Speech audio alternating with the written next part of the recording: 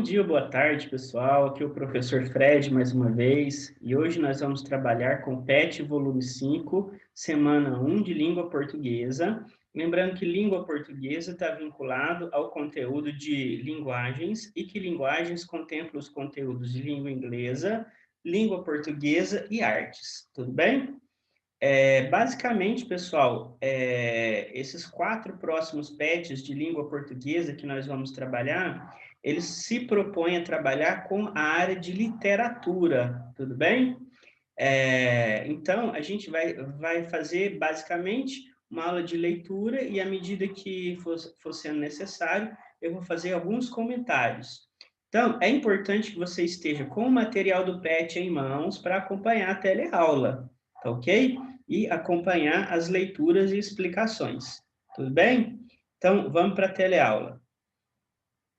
Esqueci também, né? Uma coisa que eu sempre falo. Essa teleaula vai estar disponível na plataforma do YouTube para o seu responsável, como mais uma opção de consulta para ele, para que assim ele tenha mais uma opção para fazer chegar essa teleaula até você, tudo bem? Então, vamos lá, material do PET em mãos, vamos para a teleaula. Olá, galera! Chegou mais uma etapa de estudo. Vamos juntos. Sabemos que a leitura é fundamental, é de fundamental importância para o desenvolvimento das pessoas, para nossa formação social e também para o lazer. Neste pacote, os mais variados aspectos que vão desde a linguagem, passando pela sensibilidade, pela emoção, até a criticidade e o exercício da flexão, da reflexão, que são fundamentais para as diferentes aprendizagens. Através das diversas leituras que realizamos, nos apropriamos de um vasto conhecimento sobre diferentes lugares, descobrimos um novo mundo de culturas e saberes, muitas vezes sem fisicamente sairmos do lugar. Veja essa frase do J. Addison: leitura é para o intelecto, o que é o exercício é para o corpo, né? É um exercício da mente, né? A leitura. É isso, essa que é a ideia que o J. Addison está falando aí nessa frase dele, tá ok? Então vamos lá. Importante salientar que ler deve ser um processo contínuo, pois envolve uma compreensão que não se extingue na decodificação da palavra escrita, mas que se antecipa e se alonga na inteligência do mundo. Para Orlandi, 2003, a produção do sentido está no modo como a leitura se relaciona entre o dito e o compreendido. O ato de ler implica, segundo Freire, 1989, na percepção crítica, na interpretação, na reescrita e na reelaboração do que lemos. Então, vamos continuar aí, tá, pessoal? Atividade número 1. Leia a frase de Cora Coralina e reflita sobre ela. Depois, produza você também uma frase sobre a importância do conhecimento da leitura ou da escola para você. Lembre-se do que afirmou J. Addison e capriche. Então, vamos ver a frase da Cora Coralina, que está aí no PET de vocês. Cora Coralina: o saber a gente aprende com os mestres e com os livros. A sabedoria se aprende com a vida e com os humildes. Então, isso aí é uma frase de tamanha sabedoria, né, pessoal? E realmente eu acredito que serve para estimular vocês aí a respeito da leitura, mas também com respeito ao mais velho, tá certo? Respeito à pessoa que sempre tem, que é mais experiente, que sempre tem uma palavra de sabedoria para a gente, tá bom? Então, vamos lá, vamos para a atividade. O que acontece? Para estimular a atividade de vocês, para vocês produzirem, eu trouxe algumas frases que também têm relação com o que a gente está trabalhando. Por exemplo, aí a frase do Carlos Drummond de Andrade: conhecimento mantemos reserva para com o desconhecido, esquecendo que não nos conhecemos a nós mesmos. Então, tem uma frase até se eu não me engano, do Sócrates, que ele fala, conhece a ti mesmo, né? Que era até uma frase que tinha no oráculo de Parmênides, se eu não me engano. E tem a ver com essa frase do Carlos Drummond, né? Que a gente, até para a gente fazer o bem para o próximo, antes a gente tem que estar bem consigo mesmo, tá certo? Não adianta nada eu estar mal comigo, eu não vou conseguir fazer bem para o próximo, tá certo? Eu tenho que me conhecer primeiro, para depois eu tentar conhecer o outro, tá bom? Então, é uma frase que eu acho que pode estimular vocês aí, tá bom? Então, vamos para a próxima aí. A próxima é da Clarice Lispector. Renda-se como eu me rendi. Mergulhe no que você não conhece como eu mergulhei. Não se preocupe em entender, em entender. Viver ultrapassa qualquer entendimento. Então, você não pode ter medo do desconhecido, você não pode sentir insegurança, tá bom? Você tem que mergulhar nos livros, tá bom? Nos estudos, que é através do desconhecido que a gente adquire conhecimento, tá certo? A gente aprende o que não conhece e vai desenvolver o conhecimento a respeito daquilo. Basicamente o que o cientista faz, né? Ele pesquisa sobre algo desconhecido para alcançar o conhecimento. Tudo bem? Então, é mais ou menos assim o raciocínio aí da Clarice Lispector. É o que eu interpretei. Talvez você tenha, interprete até da sua maneira aí, tá bom? Então, vamos continuar. O ensino de literatura está integrado à área de leitura e dos estudos dos gêneros discursivos. Por isso, dialoga com resenha, sinopses, sínteses, reportagens, ensaios, entre outros, que falam sobre literatura e que são imprescindíveis para você. Esse ou essa jovem leitor ou leitora do ensino médio a compreender alguns aspectos que são teóricos em relação à forma de o autor dizer as coisas do jeito que diz, pois somente ele sabe o efeito de sentido que deseja provocar nos seus leitores. Por exemplo, Machado de Assis escreveu assim o início do seu livro Memórias Póstumas de Brás Cubas. Isso é bem interessante esse livro aí, tá bom, pessoal? Recomendo quem tiver interesse de ler ele aí. Então, vamos ver aí o trecho que ele colocou para a gente ler. Algum tempo hesitei se devia abrir essas memórias pelo princípio ou pelo fim, isto é, se poria em primeiro lugar o meu nascimento ou a minha morte, suposto o uso vulgar seja começar pelo nascimento. Duas considerações me levaram a adotar diferente método. A primeira é que eu não sou propriamente um autor defunto, mas um defunto autor, para quem a campa foi outro berço. A segunda é que o escrito ficaria assim mais galante e mais novo. Moisés, que também contou a sua morte, não a pôs no introito, mas no cabo. Diferença radical entre este livro e o Pentateuco. Então, pessoal, algumas coisas que eu tenho que falar a respeito disso aí, antes da gente continuar. Primeiro, o livro Memórias Póstumas de Brás Cubas, ele é um livro cujo narrador está escrevendo sobre suas memórias. Mas vale lembrar o quê? O que é póstumo é escrito após a sua morte. Então, não tem como o autor escrever suas memórias sendo elas póstumas, ou seja, se eu morrer, apesar de que, tipo assim, existem algumas religiões que acreditam na vida após a morte, mas não vamos entrar nesse aspecto da discussão. A gente vai observar a respeito da ideia da ficção na obra literária, tá bom? Então, ele tenta criar uma realidade em que, sim, é possível, mesmo depois de morto, você escrever as suas memórias. O que é um texto sobre memórias? É a própria pessoa estar escrevendo sobre fatos da vida dela, né? Ela mesma está escrevendo as memórias. Mas como que você vai escrever memórias sendo que você está morto? Como que é possível você escrever memórias póstumas? Aí o que ele faz? Ele compara com um personagem bíblico, Moisés, né? É sabido que alguns trechos lá do Êxodo, apesar de que o livro do Êxodo é atribuído ao próprio Moisés, ou seja, em teoria, quem escreveu o livro do Êxodo foi Moisés.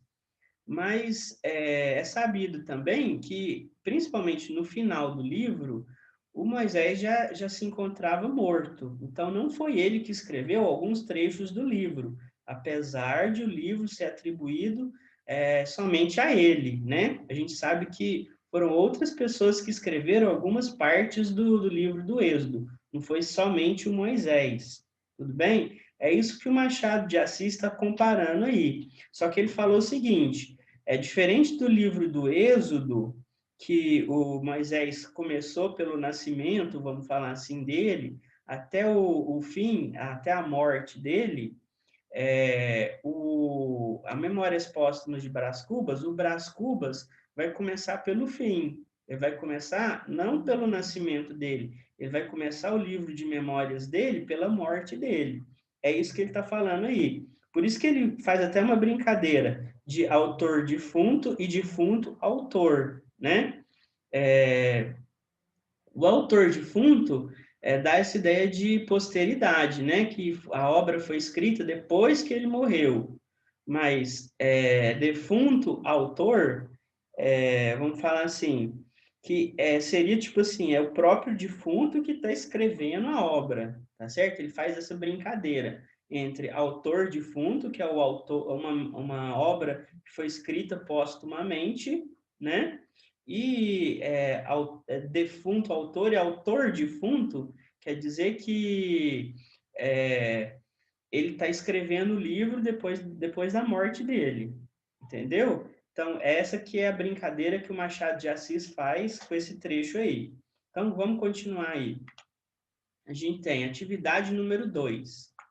Após a leitura do trecho acima, o livro de Memórias Póstumas de Brás Cubas, de Machado de Assis, responda às questões.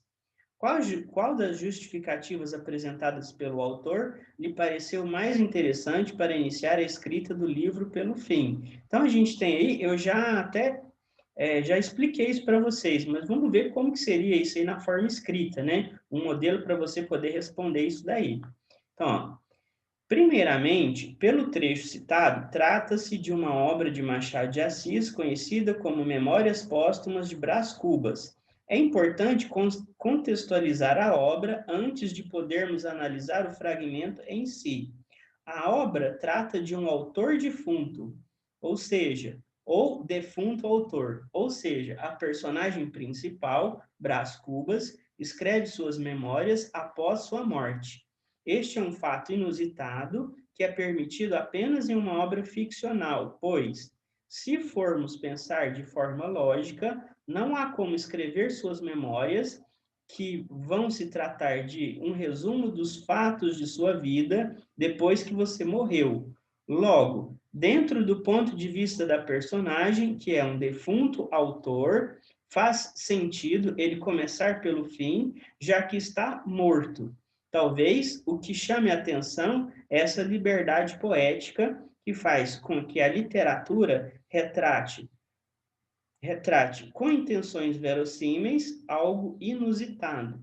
Essa coisa de verossimilhança, vamos falar assim, a ficção, teoricamente, é uma tentativa de cópia da realidade, por isso ele usa esse termo verossemelhança. Só que a gente sabe que não é real essa coisa de um morto escrever as próprias memórias, né? Então, não tem como um morto escrever a memória póstumamente. Então, existe a intenção do autor de fazer isso ser real, né? Ou verossemelhante, ou seja, semelhante à realidade. Mas a gente sabe que não é, tá ok? Então, isso que é o legal da ficção, tá certo? Por isso que eu usei esse termo aí, verossímeis. O autor, ele tem a intenção de falar que ele está retratando a realidade, mas ele não está, por quê? Porque não é possível, né? É algo inusitado que está acontecendo nessa obra, mas ele acredita que é verdade. Tudo bem? Então, isso que é legal da ficção, tá certo?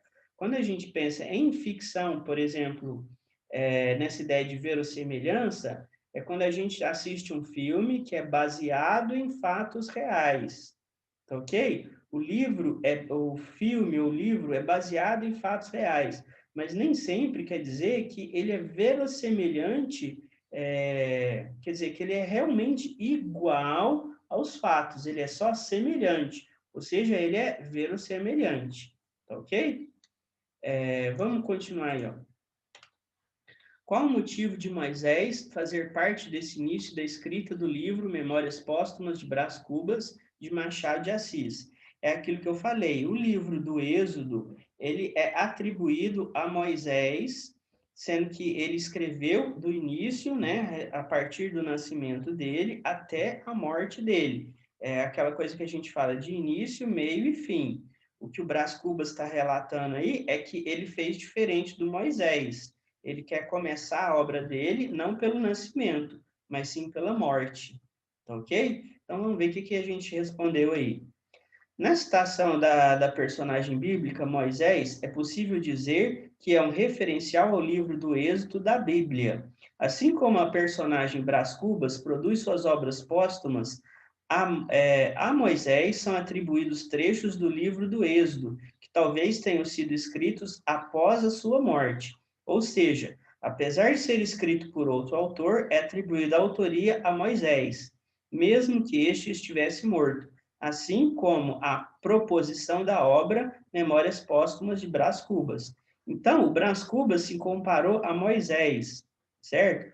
Para ele, o Moisés também escreveu o livro do Êxodo depois que ele morreu, tá certo? Essa comparação que é feita, tá certo? É claro que, como eu disse, o livro do Êxodo, alguns trechos são atribuídos a Moisés, mas possivelmente foram escritos por outros autores, né? Autores que não foram nominados. Por isso que é atribuído a Moisés o livro do Êxodo, mas ele pode ser que ele escreveu alguns trechos, tá certo? Mas não o livro completo, tá ok? Então, o Brás Cubas se compara a Moisés, é nesse sentido aí, tá bom? Então, vamos continuar aí. Retire do texto as palavras que você não conhece e, com a ajuda de um dicionário, coloque significados levando em conta o contexto no qual se encontram. Eu acrescentei uma palavra que é a verossemelhança, tá certo? E eu fiz pesquisa no dicionário para vocês aí, então vamos ver. Característica do que é verossímil, que apresenta ser ou é tido como verdadeiro. Quer dizer, quando a gente fala que aparenta ser ou é tido como verdadeiro, nem sempre é verdadeiro, ou seja, é verossemelhante, tá certo? É próximo da verdade, mas não é a verdade completa, tá ok? Então, é semelhante à verdade. Vamos continuar. Campa, laje ou pedra que cobre o túmulo, a laje da sepultura, né? A gente pode falar também, pode ser a ideia da lápide também, tá ok? Ele fala aí que a campa, para ele funciona como um novo berço, então é como se ele estivesse renascendo a partir da morte dele, tá ok? É isso que ele tá, por isso que ele usa essa palavra aí, tá ok? Introito. Introito é aquilo que dá início a alguma coisa, começo ou princípio. Quer dizer que o introito dele, que ele quis falar? Ele quer começar a obra dele a partir a obra de memória dele, a partir da morte dele, tá certo? Então, vamos continuar.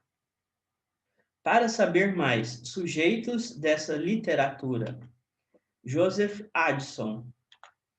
Joseph Addison nasceu em Milton, Wiltshire, Inglaterra, no dia 1º de maio de 1672. Foi educado em Charterhouse School, onde conheceu Richard Steele, com quem viria a fazer uma parceria no gênero do ensaio jornalístico. Estudou na Universidade de Oxford e, em seguida, se dedicou à literatura. Em 1704, publicou The Campaign, poema épico que exalta a vitória de Marlborough na Batalha de Blenheim. Em 1705, publicou Remarks or Several Parts of Italy, onde recorda uma viagem realizada anteriormente. Compromissado com o partido Whig, teve uma longa carreira na política inglesa, paralelamente com a carreira literária. Em 1708, foi nomeado membro do parlamento. Em 1709, foi secretário do governo da Irlanda. Em 1710, começou a colaborar com o período de Thaler, que Richard Steele havia fundado em 1709, onde conquistou a fama com seus ensaios em estilo elegante e irônico, que faziam observações sobre a vida social, literária e política do seu tempo. Em 1711, fundou, junto com Richard Steele, o periódico The Spectator, onde publicou a maior parte de seus textos. Entre 21 de junho e 3 de julho de 2012, publicou em fascículos os textos que resultaram na obra Os Prazeres da Imaginação, 1712, com grande repercussão na literatura do século XVIII. Em 1713, começou a colaborar com o jornal The Guardian. Nesse mesmo ano, estreou no teatro com a tragédia neoclássica Cato, baseada na figura do censor Catão. É considerada uma das obras mais valiosas do classicismo inglês e alcançou grande sucesso em público. Em 1710, foi nomeado secretário de Estado, faleceu em Kingston, Londres, no dia 17 de junho de 1719. Então, pessoal, isso aí eu acredito que é só uma referência sobre aquele texto do começo do material do PET, tá certo? Da semana 1. Então, tá falando sobre o J. Addison, tá ok? Então, pessoal, até a aula se estendeu um pouco mais do que eu esperava, tá certo? Mas eu acredito, como eu sempre falo, que o objetivo dessa teleaula esteja sendo alcançado, que é auxiliar você na resolução do material do PET de língua portuguesa, nesse caso, tá bom? Assim como as outras teleaulas que eu tenho publicado e enviado para vocês, tá bom? Eu espero que vocês tenham bons estudos, que vocês fiquem com Deus e até a próxima teleaula.